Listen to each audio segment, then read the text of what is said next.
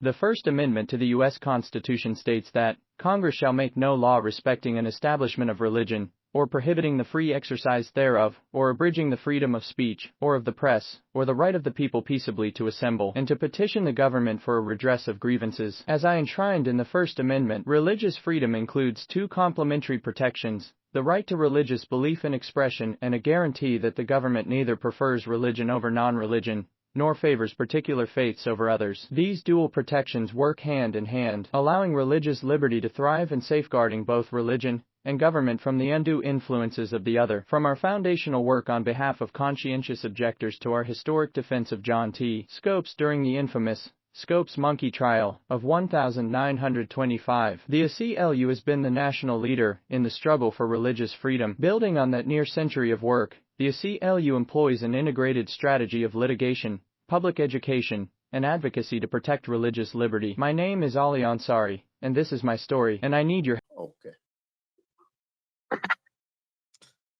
Assalamu alaikum. This good evening, or good morning, or good afternoon. You know, you're looking at the Underground Railroad television show, and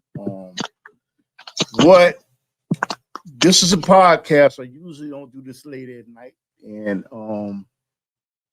you're looking at something, and I want to talk about, have my guest, Brother Ali, talk about something that's very sensitive.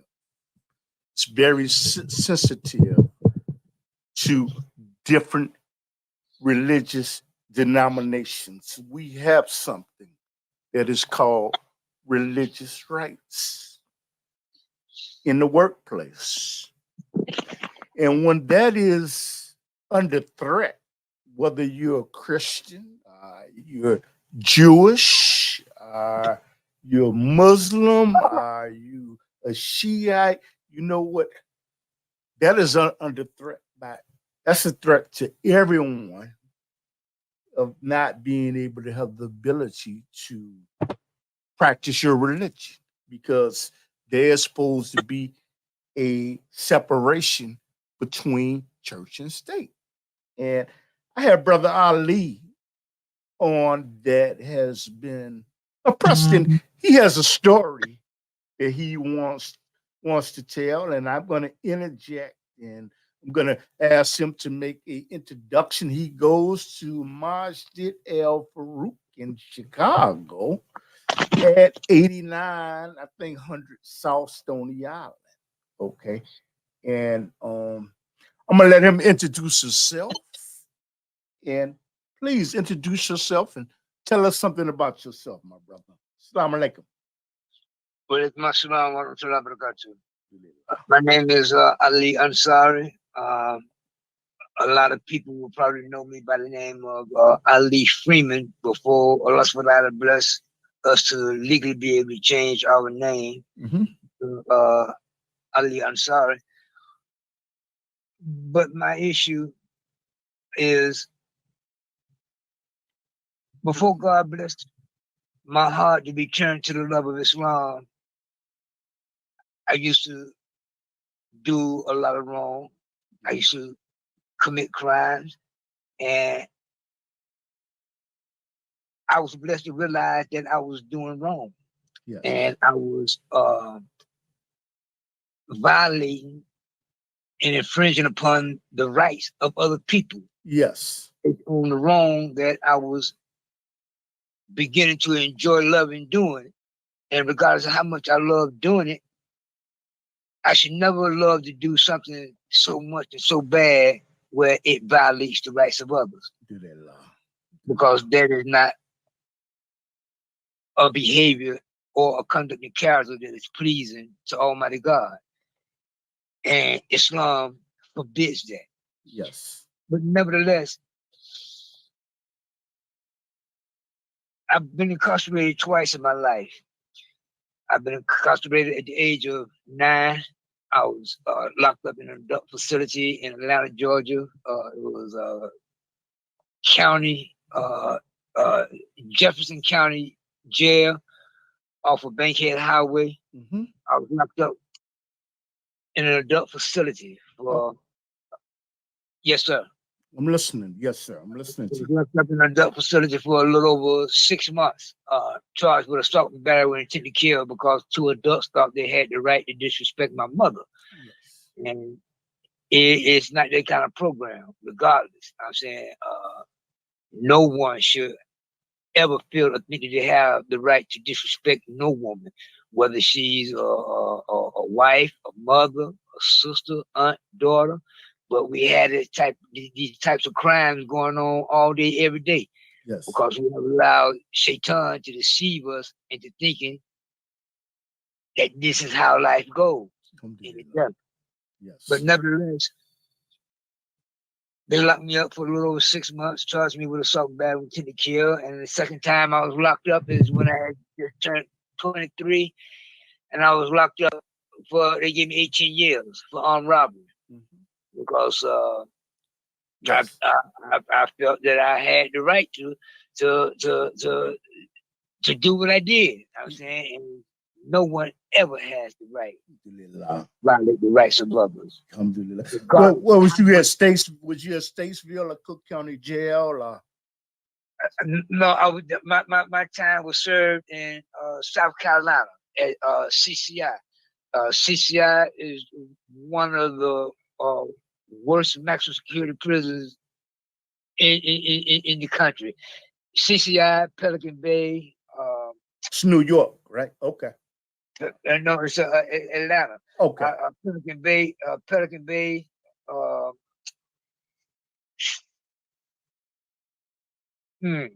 It's about 5 prisons that are the worst in this country, and CCI is one of them. Yes. But nevertheless, I served my time. I went in 1983, got out in 1994. Yes. I haven't had no run-ins with law enforcement other than a wreck or 2 here, a car accident here, and that's it. I'm saying, and I can't thank Almighty God enough for allowing it to not to go and exceed no further than that, because I have a great deal of mistrust for law enforcement. I'm saying I can't speak for everybody. Yes. Experience, but personally myself, and from the knowledge that God has blessed me to have, I have a deal of mistrust. Yes. I can't trust them. I know that they would execute and murder us and plant weapons and cover each other up in behalf of the wrong that they do. And allow it to be acceptable. But there are some good ones.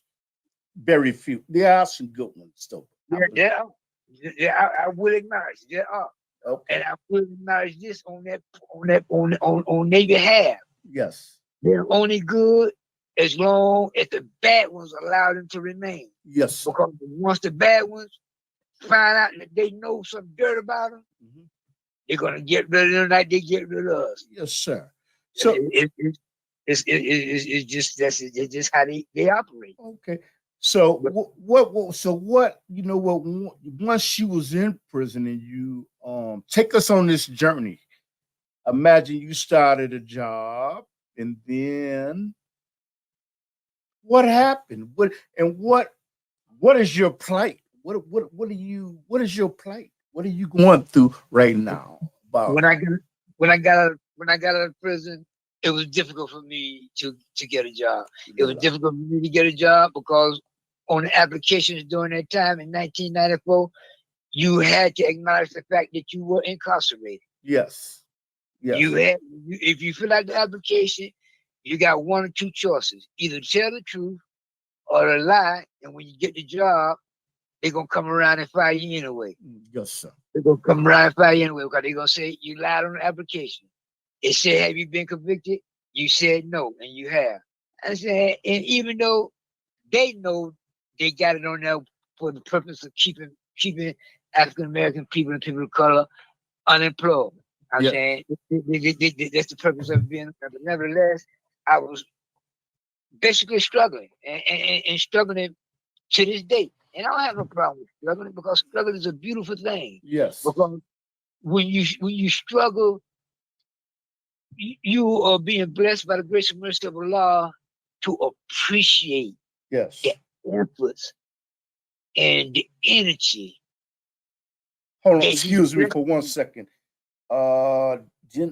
Rashallah, I don't know what that means, but thank you, brother. Thank you for watching. Okay.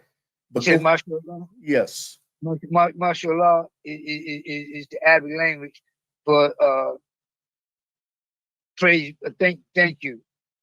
Thank you. Inshallah, to be Allah's will. Mashallah. Yeah, individual left a message in the chat room, and I'm very appreciative of that individual listening. But go ahead, brother. During the course of my trying to find employment, since all of that was basically a waste of time, I started out picking up cans, going around getting permission from people, property, to pick up the trash off the property, to clean the property, to cut grass, do any type of artwork that God bless me to have knowledge of to be able to do. But nevertheless, I was being forcefully manipulated to return back to a life of crime. And by me rejecting that refusal, I eventually became homeless. Oh, wow. And in the course of me being homeless, I made a promise to myself I'd stay homeless before I go back and start up living a life of crime. And hurting others and violating the rights of others. And I remained that way. I remained that way until my parents got tired of hearing people calling up to Chicago, letting them know about my situation and what I was dealing with, till they eventually came down to Atlanta. And insisted that I come back with them to Chicago. They insisted, and it wasn't going to take no for an answer. And I accepted that. And I came back to Chicago, but it wasn't until after I had got assaulted in a building by 5 law enforcement officers because I was using the bathroom. One in the building called the police, and the police came and kicked in the door while I was in the bathroom feeding the fish, and they kicked in the door and pulled me out the pool. And it was a thing to whereas I felt so hurt behind it. I felt so hurt behind it to hatred was trying to grow and root itself in me against white supremacy to such a degree to whereas at one time I almost felt myself being like them. And we don't want to talk about the white supremacy, because that caused a problem with you two, white supremacy. We don't. Go ahead, brother. Okay. Yes, sir. Okay. Yes, sir. Go ahead. Right. Nevertheless, to this day.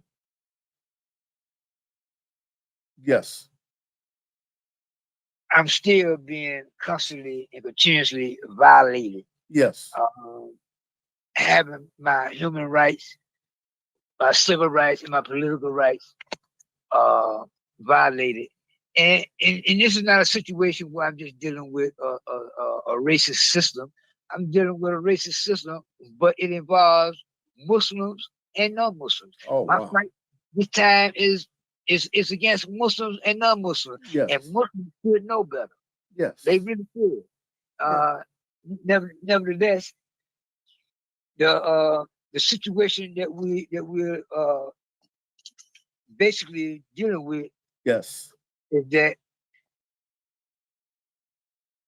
the state of Illinois intentionally embezzled over $5,000 of back court order child support payments. This is indisputable proof that God has blessed me to have. And I put the challenge out there for anybody to dispute this and haven't had no one to accept the challenge yet. Yes. Whether it be from the governor's office or the mayor's office. Yes. No one has stepped up to accept the challenge. And you in Chicago, Illinois, in the United States, Chicago, right? Illinois. Okay. And this is a situation that it's not nothing new to them. I'm saying, because they have been keeping it covered and keeping a lid on it since 2017. Okay. They have literally embezzled over $5,000, and then on top of that, they turn around and unjustly suspend my driver's license and deny me a right to make a living, an honest living for my household, due to their embezzlement and their thievery and larceny. I got to ask you something. Can we move forward a little? I'd like to know, how was your religious rights violated, and what was the retaliation for that, and what was your response, and what did you do? And does everybody have religious rights to practice the way they want to in the United States? I would like you to trust it. People are only permitted to practice according to the way America will allow them to practice. Yes. My beliefs, and even though they are aware of this being the truth, Islam being the latter day, it's being the truth. Yes. Because the Harvard. I'm listening to you. Harvard University acknowledged the fact. It was a vote between three sayings. Yes. They wanted to choose the best 3 sayings that identify the highest level of and degree of true justice. Okay. They had to choose between the St. Augustine and the Magna Carta and the Holy Quran. Yes. And thanks to the grace and mercy of Allah, the Holy Quran, without a doubt, yes, became number 1. Yes. And they took the surah and embedded it in the concrete. What is a surah? Somebody doesn't know what a surah is. The surah is the Arabic word for chapter, which is the English. Okay. Ayat is the Arabic word, which would be for verse. Yes. In English. So the surah is Surah An-Nisa, which is the women. Yes. The women. And it says, "O ye who stand out firmly for justice as witnesses to Allah." Okay. As against yourselves, yes, or your parents, okay, or your kin, and whether it be against rich or poor. Yes. For Allah can best protect both. Yes. And this surah, along with another surah, Surah 5, Ayat 9. Okay. O ye who believe, stand up firmly for Allah as witnesses to fair dealing. Okay. And let not the hatred of others to you make you swerve to wrong and depart from justice. Yes. Be just. That is next to piety. Okay. And fear Allah, for Allah is well acquainted with all that ye do.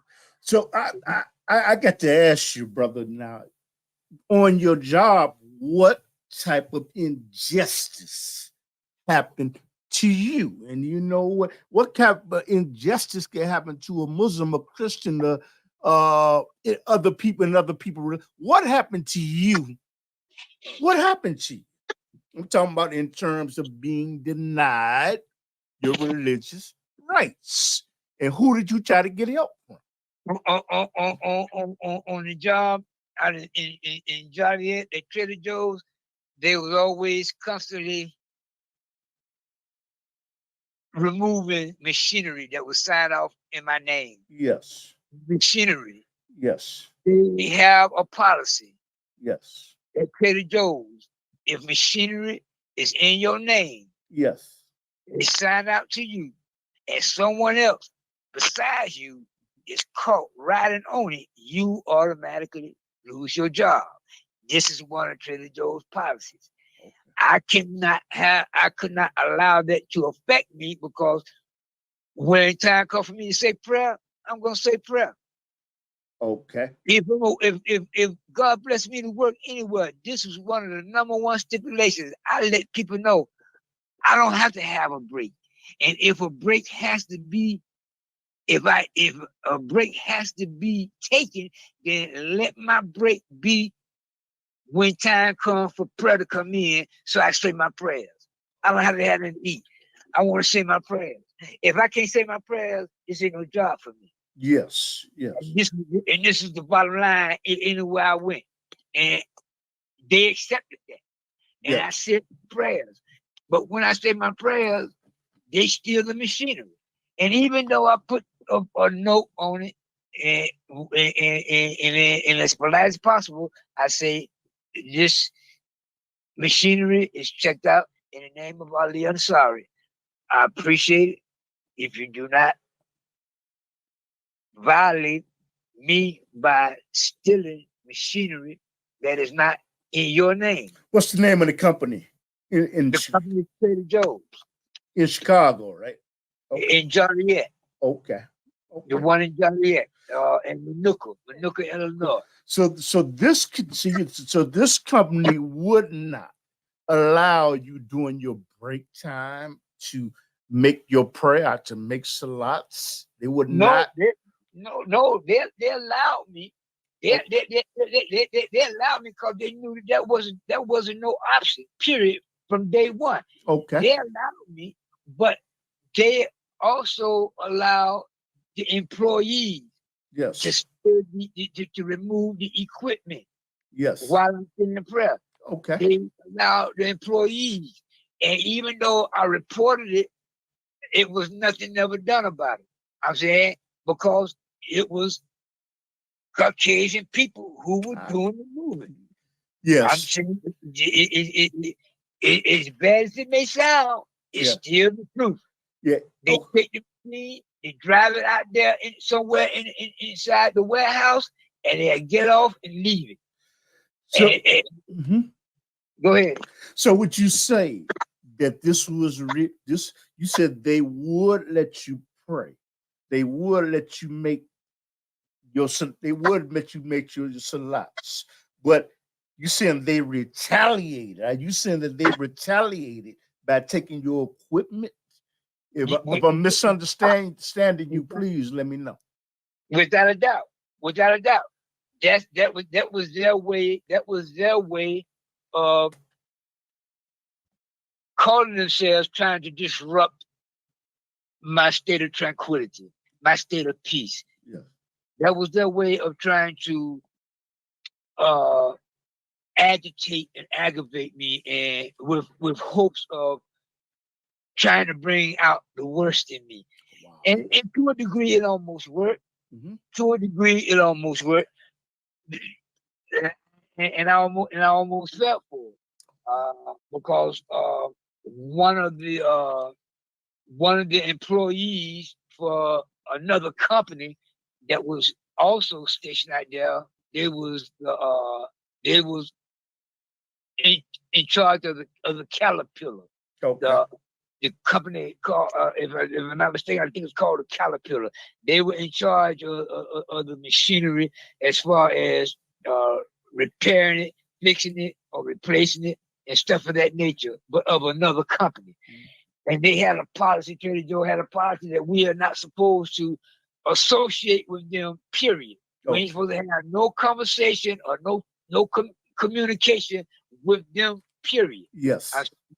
And I accepted that. I'm saying, because I wasn't out there to be doing no talking and no chit chat anyway. I was out there to work. I'm saying, but nevertheless, it's all good. But one of them took it upon themselves to approach me and get up in my face. Yes. Then he was so close to my face. Had he stuck his tongue out of his mouth, he'd probably touched the tip of my nose. And I'm just sitting on. I'm sitting on the forklift, and I'm accepting this, and I'm letting him speak his mind, because his frustration towards me was based on me using a milk crate on the back of my forklift.